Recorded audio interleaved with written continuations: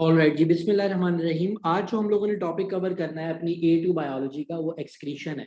तो सबसे पहले तो हम ओ लेवल का वो बेसिक कॉन्सेप्ट रिवाइज करते हैं कि एक्सक्रीशन होती क्या है। एक्चुअली एक्सक्रीशन जो है वो हमारी बॉडी से मेटाबॉलिक वेस्ट की रिमूवल है। मेटाबॉलिक वेस्ट कौन कौन से होते हैं? Carbon dioxide, urea, creatinine, uric acids. इसके अंदर हमारे पास यूरिया, क्रेटिनिन और यूरिक एसिड जो हैं, ये नाइट्रोजनस वेस्ट मटेरियल्स हैं, और कार्बन डाइऑक्साइड जो है ये नॉन नाइट्रोजनस वेस्ट मटेरियल है। कार्बन डाइऑक्साइड का जो हमारी बॉडी से एलिमिनेशन है, वो तो आप लोग जानते हैं कि डायरेक्टली हम जब एक्सहेल करते हैं तो कार्बन डाइऑक्साइड को बॉडी से बाहर निकाल देते हैं, और एएस के अंदर आप इसको काफ़ी डिटेल में पढ़ चुके हैं। मगर हमारी बॉडी से यूरिया, क्रेटिनिन और यूरिक एसिड कैसे निकलते हैं, अभी हम इसको आपके इस चैप्टर में इन डिटेल पढ़ेंगे। उससे पहले आपको मैं याद करवाना चाहता हूँ कि जो यूरिया, क्रेटिनिन और यूरिक एसिड हैं, वो हमारी बॉडी में बनते कैसे हैं। हम लोग जो अपनी डाइट में प्रोटीन्स इनटेक करते हैं, जब वो ब्रेक डाउन होती हैं तो यूरिया बनता है। हमारी बॉडी के अंदर जो मस्कुलर वेयर एंड टेयर चल रहा होता है, मस्कुलर ब्रेकडाउन, जब हम कोई एक्सरसाइज करते हैं, स्विमिंग करते हैं, या रूटीन में कोई हार्ड वर्क कर रहे होते हैं, तो ये मस्कुलर ब्रेकडाउन काफ़ी ज़्यादा तेज़ हो जाता है। न्यू मसल सेल्स डेवलप होते हैं, न्यू प्रोटोप्लाज्म डेवलप होता है। या रूटीन में भी जब हमारी ग्रोइंग एज होती है, तब हमारा मस्कुलर ब्रेकडाउन काफ़ी ज़्यादा होता है। सो मस्कुलर ब्रेकडाउन से जो हमारे अपनी बॉडी के अमाइनो एसिड्स ब्रेकडाउन होते हैं, उससे क्रेटिनिन हमारे पास बनती है। और यूरिक एसिड्स, जब हम अपनी बॉडी के अंदर जो न्यूक्लिक एसिड्स हैं उनको ब्रेक डाउन करते हैं। न्यूक्लिक एसिड्स कहाँ से आते हैं? आप जो भी चीज़ खाते हैं, अगर वो सेलुलर है तो उसके अंदर जो उसका अपना डीएनए और आरएनए, जब उसको हमारी बॉडी ब्रेक डाउन करने की पोजीशन में आती है, तो उसके ब्रेक डाउन से हमारे पास जो चीज़ें बनती हैं वो हमारे न्यूक्लिक एसिड्स जब टूटते हैं तो हमारे पास यूरिक एसिड्स बनते हैं। सो बेसिकली ये जो मेजर तौर पर जो हमारी बॉडी में ज़्यादा क्वांटिटी में वेस्ट मटेरियल प्रोड्यूस हो रहा है, वो यूरिया है। और यूरिया के बारे में एक बात बड़ी इंपॉर्टेंट है, जो जहन में रहे तो अच्छा है, कि urea is produced by liver, it is filtered bye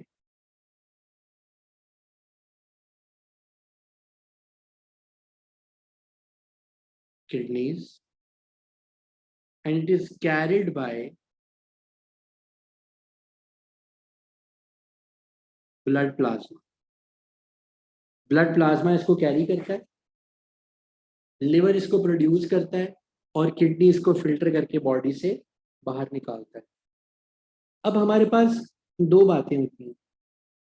वो वाले अमाइनो एसिड्स जो कि हमारी बॉडी के लिए एक्स्ट्रा होते हैं, और हमारी बॉडी कहती है कि इनको तोड़ देना बेहतर है, और इनको तोड़कर इसमें से ग्लूकोज निकाल लेते हैं या कीटो एसिड्स निकाल लेते हैं। तो वो जो प्रोसेस हमारे पास होता है, हम उसको बोलते हैं D amination. That process is called D amination.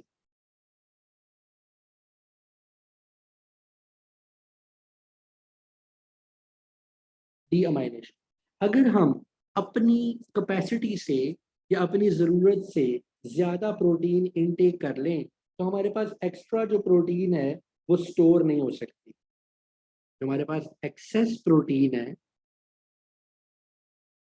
एक खास हद से ज़्यादा, it can not be stored in body. तो चूंकि एक्सेस को हम स्टोर नहीं कर सकते, हमारे लिए वेस्ट होती है। तो इससे निजात हासिल करने के लिए हम इसको ब्रेक डाउन कर लेते हैं और इसकी डीअमाइनेशन करते हैं। अब इसकी डीअमाइनेशन होती कैसे है? हम यहाँ पर एक अमाइनो एसिड ड्रॉ करते हैं। अमाइनो एसिड में हमारे पास ये central carbon, variable region,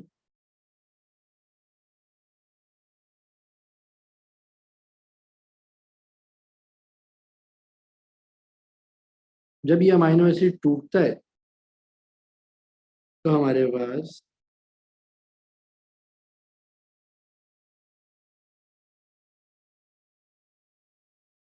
plus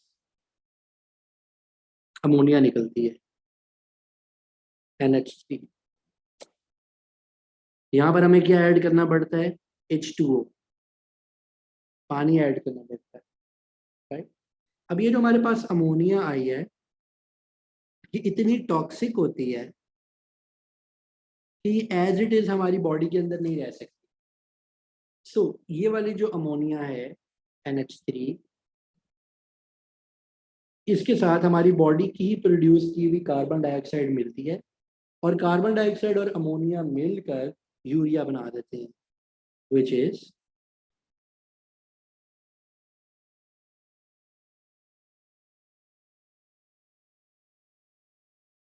plus water बन रहा होता है। सो ये हमारे पास क्या बन गया, यूरिया। यूरिया ये हमारे पास CO2 है और ये हमारे पास अमोनिया है। तो दिस इज सिंपल डीअमाइनेशन। अब हमारे पास ये जो कीटो एसिड आया है, दिस वन, ये जो हमारे पास कीटो एसिड आया है ये बड़ा ही मल्टीपर्पज किस्म का है। या तो ये डायरेक्टली रेस्पायर हो जाएगा टू गिव अस एनर्जी, या फिर ये कन्वर्ट हो जाएगा ग्लूकोज के अंदर या फैट के अंदर, और फिर फैट मेटाबॉलिज्म और ग्लूकोज मेटाबॉलिज्म में जाकर हमारे लिए एनर्जी प्रोड्यूस करेगा, राइट। या तो ये क्रैब साइकिल के अंदर एंटर हो जाएगा, रेस्पायर हो जाएगा, या फिर ये ग्लूकोज या ग्लाइकोजन में भी कन्वर्ट हो सकता है। अगर ये ग्लूकोज में कन्वर्ट हो जाता है और ग्लूकोज हमारे पास बॉडी में एक्स्ट्रा है, ज़्यादा है, तो फिर ये हमारे पास ग्लाइकोजन में कन्वर्ट होकर स्टोर हो जाएगा और जब ज़रूरत होगी हम दोबारा इसको ब्रेक डाउन कर सकते हैं। अब अमोनिया, ये जो हम लोगों ने जिसकी यहाँ पर बात की थी, ये इंतहाई सॉल्युबल और बहुत ज़्यादा टॉक्सिक कंपाउंड, ठीक है जी। और हमने डिस्कस किया कि इस टॉक्सिक कंपाउंड से हम कैसे निजात हासिल करते हैं, कि हम इसको यूरिया में कन्वर्ट कर लेते हैं। अब इसको हमारी बॉडी से बाहर निकालने के लिए हम लोगों को जो ऑर्गन हमारा यूज होता है वो किडनी है, और आपने ओ लेवल्स के अंदर भी एक्सक्रीटरी सिस्टम के बारे में इन डिटेल पढ़ा होगा। हम उसका क्विक ओवरव्यू करने के बाद आगे चलेंगे। अभी तक ये जो डीअमाइनेशन पार्ट हमने पढ़ा और ये जो हमने आपको मेटाबॉलिक वेस्ट का इंट्रोडक्शन दिया, यहाँ तक आपका कोई सवाल है तो आप पूछिए।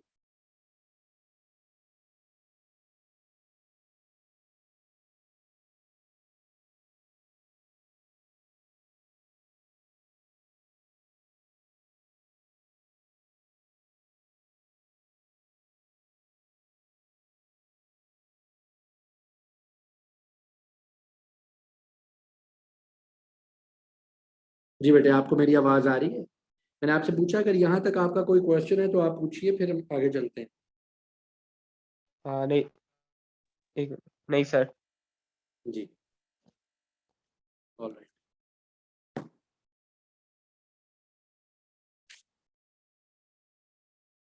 तो हम आगे किडनी के स्ट्रक्चर की बात करते हैं।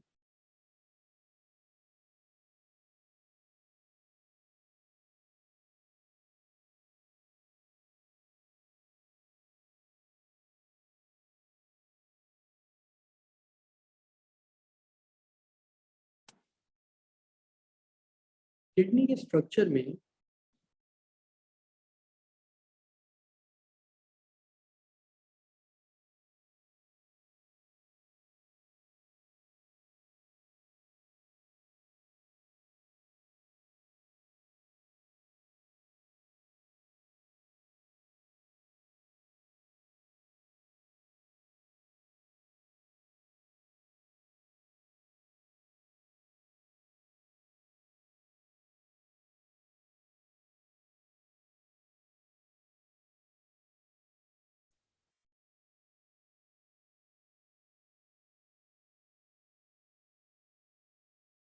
ऑलराइट, ये जो सबसे बाहर वाला रीजन आपको नजर आ रहा है, दिस इज कॉल्ड कैप्सूल।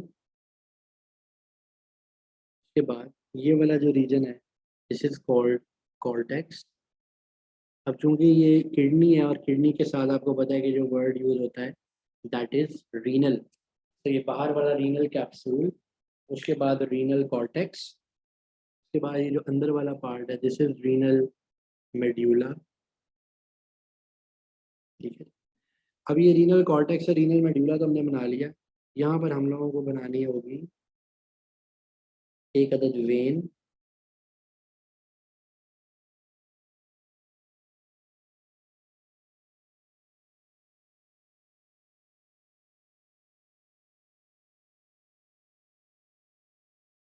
और उसके साथ साथ आर्टरी।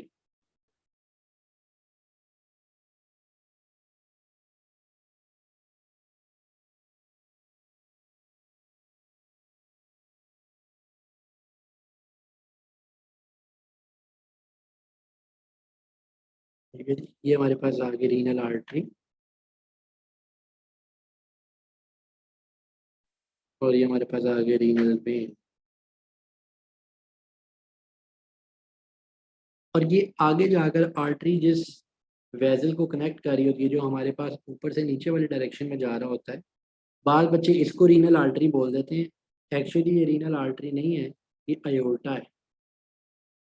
इसी तरह जो हमारे पास ये रीनल वेन आ रही थी, ये रीनल वेन भी ऐसे ऊपर से नीचे जाती हुई एक स्ट्रक्चर के साथ कनेक्ट हो रही होती है, और ये स्ट्रक्चर हमारे पास एक्चुअली वीना केवा होता है, वीना केवा, राइट। तो ये तो हो गया हमारे पास स्ट्रक्चर ऑफ किडनी। अब एक मरतबा ज़रा यूरिनरी सिस्टम की बात करते हैं। यूरिनरी सिस्टम में हमारे पास पेयर ऑफ किडनीज मौजूद है। किडनीज में से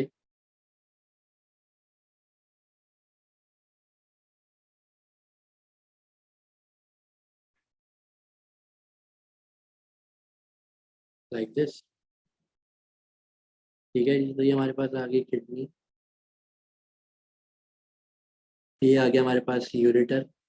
ये सारी ओ लेवल की बेसिक चीज़ें याद है ना आपको। जी सर। तो मुझे ये बताओ कि ये जो यूरेटर है, ये पीछे से आकर यहाँ नीचे से यूरिनरी ब्लैडर में क्यों कनेक्ट करता है, ये डायरेक्टली क्यों नहीं कनेक्ट करता। व्हाई नॉट लाइक दिस, ऐसे करके खुद ऊपर से क्यों कनेक्ट नहीं करता और नीचे से क्यों कनेक्ट करता है।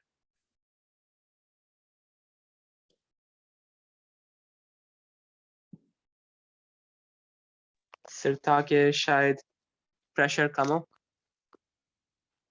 आपने रिप्रोडक्टिव सिस्टम के अंदर पढ़ा था ना कि जो हमारे नीचे से टेस्टिकल होता है, टेस्टिकल से जो ऊपर स्पर्म डक्ट आ रही होती है, डू यू रिमेम्बर कि बस स्पर्म डक्ट इसके ऊपर से घूम के यूरिथ्रा के साथ कनेक्ट करती है। Do you remember that.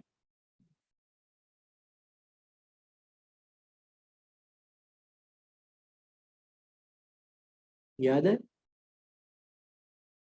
जब यहाँ पर जी सेमिनल जी। वेसिकल होता है, यस। इसी तरह दूसरा टेस्टिकल यहाँ पर है, तो ये स्पर्म डक्ट ऊपर से जाकर फिर यहाँ पर कनेक्ट करता है। अगर ये यूरेटर ऐसे नीचे से एक गैप लेके नहीं जाएगा और हमारी ये जो स्पर्म डक्ट है ये ऊपर से इस तरह से कनेक्ट नहीं करेगी इसके साथ, तो इसको टेस्टिकल्स को टेम्परेचर मेंटेन करने के लिए, ठीक है, जो ऊपर और नीचे मूवमेंट करनी होती है, उस मूवमेंट के अंदर इस यूरिथ्रा पे इस जगह पर बहुत ज़्यादा प्रेशर और स्ट्रेन आएगा। तो उस प्रेशर और स्ट्रेन को कंपनसेट करने के लिए और रिमूव करने के लिए नेचर ने यहाँ पर ये कर्व दिया है। इसके और भी 3-4 रीजंस हैं, मैं बच्चों को ओ लेवल के अंदर पढ़ाता होता हूँ। अभी तो मैंने सोचा कि आपसे पूछें, कहाँ से ओ लेवल किया बेटे आपने वैसे। Sir Beaconhouse Garden Town campus. Alright, miss Usma के पास। नहीं नहीं। अच्छा चलिए, ओके। तो अब हमने ऊपर बता दिया, कोई किडनी आ गई, यूरेटर आ गया, यूरिनरी ब्लैडर है। आपको पता है यहाँ पर हमारे पास एक मसल होता है इस जगह पर, and this muscle is called sphincter muscle. Sphincter,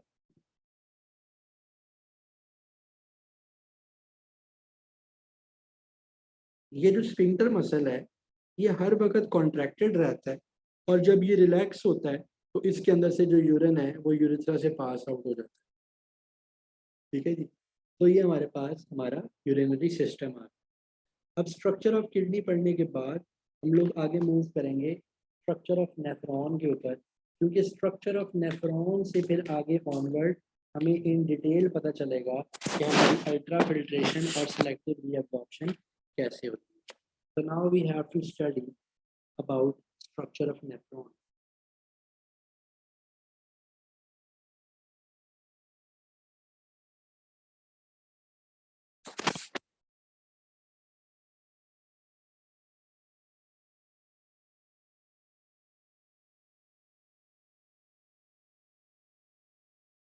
nephron structure. हमारे पास हर एक किडनी के अंदर थाउजेंड्स ऑफ नेफ्रॉन्स होते हैं. हमारे पास जो ब्लड वेजल ब्लड लेके नेफ्रॉन के अंदर आ रहा होता है, वो यहाँ आकर एक लूप बनाता है, कैपिलरीज का एक गुच्छा बनाता है.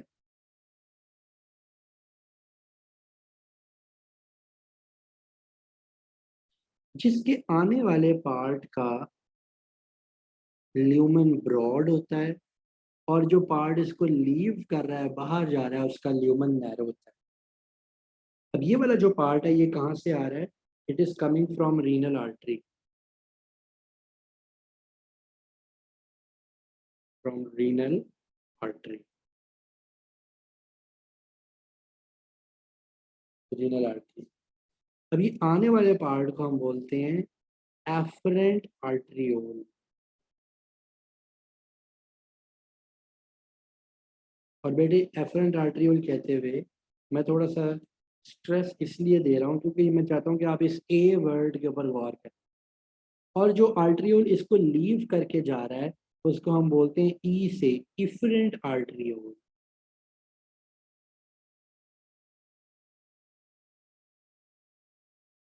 ये एफरेंट है और ये इफरेंट है. इसको अब सराउंड करता है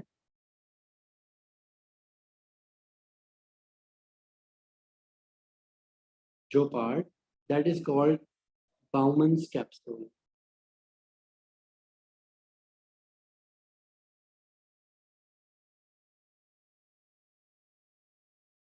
ये बाउमन्स कैप्सूल इसको सराउंड करता है, इन गुच्छे को.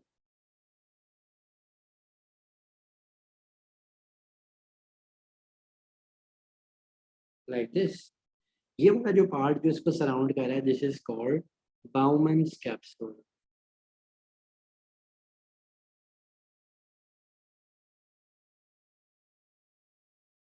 अब ये जनाब आगे जाता है और ये ऐसे बल खाएगा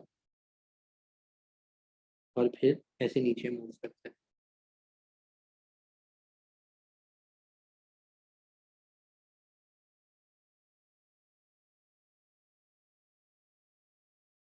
लाइक दिस.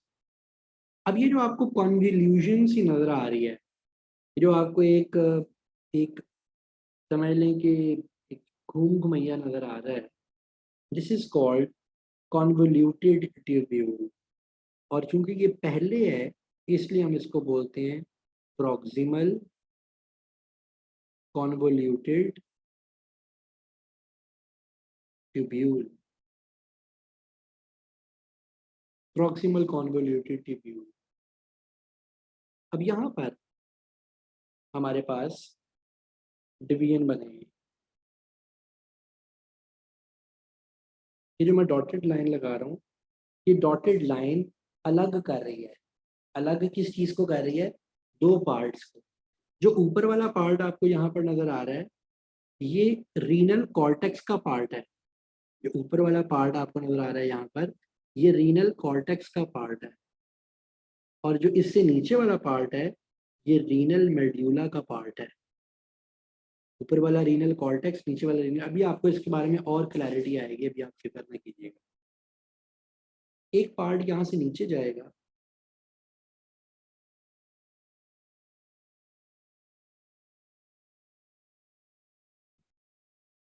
ठीक है.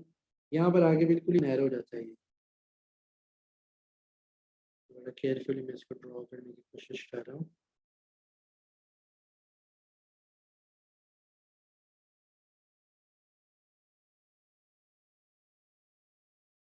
ऊपर आते हुए फिर ब्रॉड हो जाएगा. राइट. इसको बोलते हैं loop of Henle, loop of Henle, इसके अंदर ये वाला part descending loop of Henle है,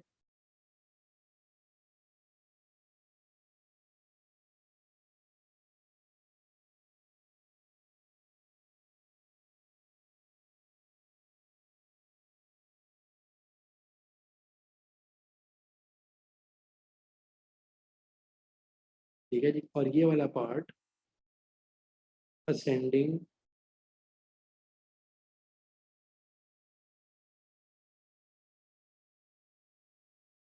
loop of Henle, ascending loop of Henle, right.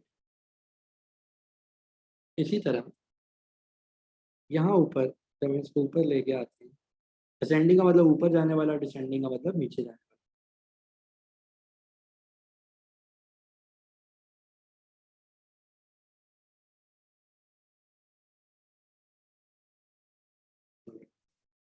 इसी तरह ये ऊपर जाते हुए भी बल खाएगी,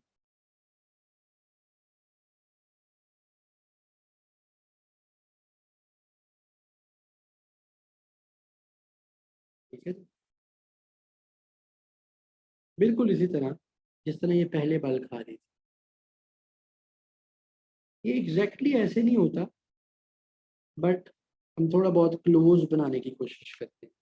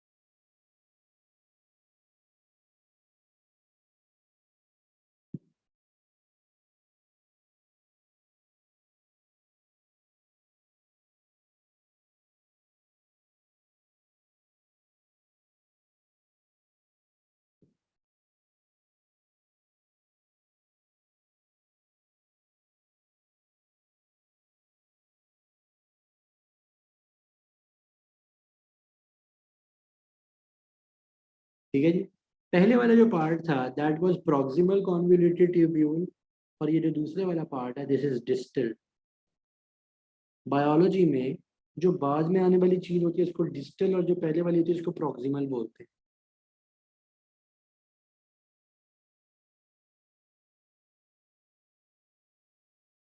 कॉन्वोल्यूटेड ट्यूब्यूल, और एंड पर ये जो जगह है this is called collecting duct, collecting duct, जहाँ पर अल्टीमेटली कलेक्शन होती है यूरिन के छोटे छोटे ड्रॉपलेट्स। यहाँ पर यूरिन के जो ड्रॉपलेट्स हैं उनकी कलेक्शन हो रही होती है। तो ये हमारे पास ओवरऑल एक नेफ्रॉन स्ट्रक्चर है, जिसे मैंने आपके सामने बहुत ही सिंप्लीफाइड मैनर में बनाया है। आप इसको एक मरतबा देखिए, नीचे जाकर ये जो जिस एरिया को कनेक्ट कर रहा होता है दैट इज रीनल पेल्विस, ये जिस जगह पर जाकर रिकनेक्ट कर रहा है this area is actually renal pelvis, renal pelvis.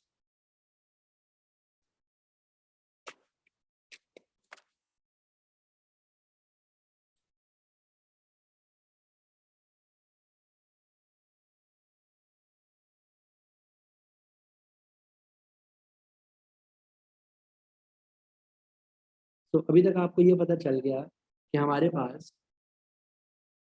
पास मुख्तलिफ जो नेफ्रॉन्स होते हैं उसमें हमारे पास एक बोमन्स कैप्सूल है जो इस टाइट नेटवर्क ऑफ कैपिलरीज जिसका नाम ग्लोमेरुलस है। फिर हमारे पास कैपिलरीज का ये जो नेटवर्क है दिस इज कॉल्ड ग्लोमेरुलस, इसको सराउंड करता है, ग्लोमेरुलस, ठीक है जी। और उसके बाद वो रन डाउन कर रहा है और हमारे पास कलेक्टिंग डक्ट है, हमारे पास मुख्तलिफ तरह की चीज़ें। अब नेफ्रॉन के स्ट्रक्चर की नो हाउ लेने के बाद जो हमें दूसरी इम्पॉर्टेंट चीज़ पढ़नी है वो ये पढ़नी है कि अल्ट्रा फिल्ट्रेशन और सिलेक्टिव रीअब्जॉर्प्शन क्या है। अभी हम ये डिस्कस करेंगे कि अल्ट्रा फिल्ट्रेशन कैसे होती है, सिलेक्टिव रीअब्जॉर्प्शन कैसे। आपने ओ लेवल्स में तो ये पढ़ा हुआ है कि अल्ट्रा फिल्ट्रेशन क्या होती है, तो आपको पता है कि भाई आप एक बहुत ही हाई प्रेशर के ऊपर बहुत सारी चीज़ों को बॉडी से बाहर निकाल देते हैं। सेलेक्टिव रीअब्जॉर्प्शन क्या होती है, which is taking back of the useful things, right. तो एक मिनट में यहाँ पर आपके लिए डेफिनेशन लिखते हैं। Ultrafiltration is actually involves filtering out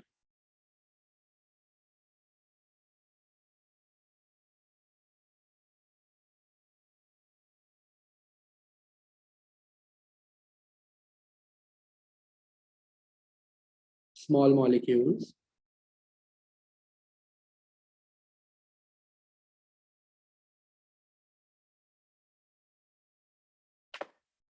hello walaikum salam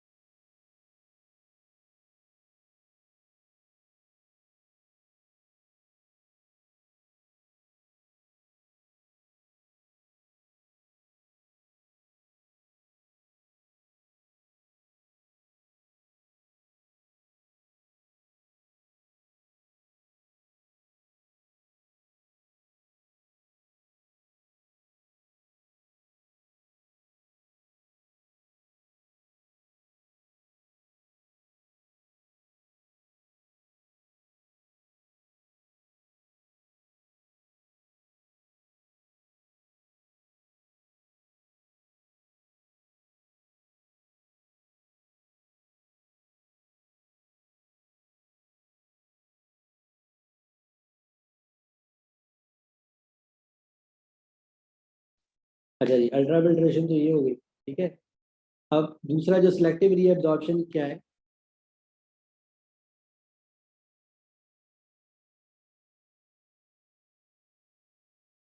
वो है टेकिंग बैक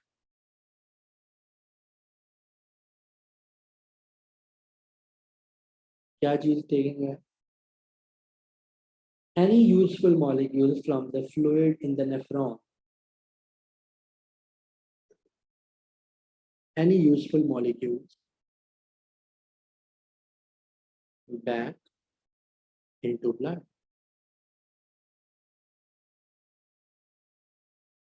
तो नेक्स्ट क्लास में हम लोग डिटेल ऑफ अल्ट्राफिल्ट्रेशन और सिलेक्टिव रीअब्जॉर्प्शन पढ़ेंगे, और इसके अंदर हम जितना भी डिटेल मैकेनिज्म इन्वॉल्व होता है वो सारा आपके साथ डिस्कस करेंगे। तो कल की क्लास बड़ी इंपॉर्टेंट है।